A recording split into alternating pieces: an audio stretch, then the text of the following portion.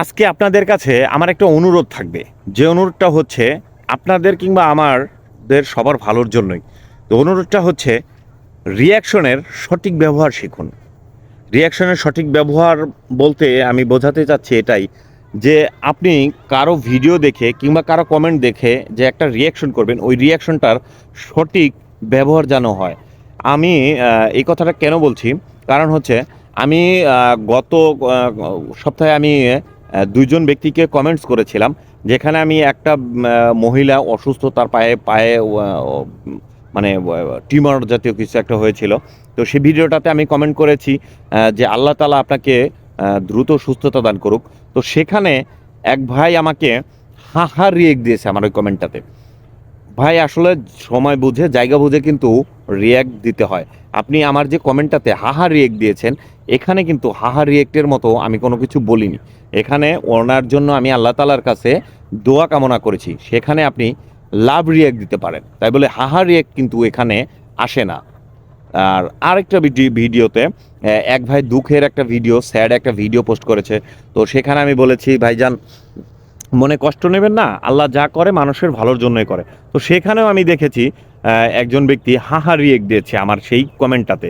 তো আমি আপনাদের উদ্দেশ্যে বলবো যে আপনারা যে রিয়েক্টগুলো দেখছেন, হাহা রিয়েক্ট কোথায় বসে, লাভ রিয়েক্ট কোথায় বসে, লাইক কোথায় বসে, অ্যাংরি রিয়েক্ট কোথায় বসে, সেই বিষয়টাকে আগে বুঝুন, তারপরে রিয়েক্ট করবেন।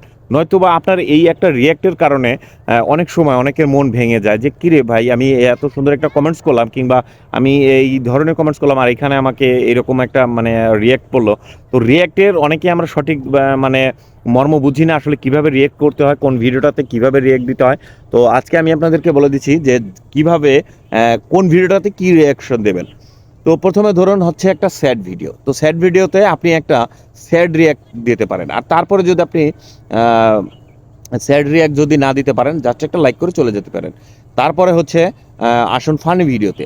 যদি আপনি ফানি ভিডিও দেখেন, সেখানে ফানি ভিডিওতে যদি কমেন্টস করতে চান কিংবা রিয়াক্ট দিতে চান, তাহলে সেখানে আপনি হা হা রিয়াক্ট দিতে পারেন। সেটা হচ্ছে ফানি ভিডিওতে, ঠিক আছে?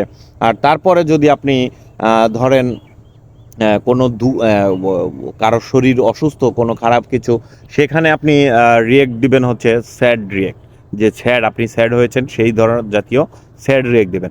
তারপরে হচ্ছে আপনার কারো ভিডিও ভালো লাগেনি, সেই ভিডিওটা আপনার খারাপ লেগেছে, আপনার রাগ উঠেছে সেই ভিডিওটা দেখে, সেখানে আপনি অ্যাংরি রিয়েক্ট দেবেন।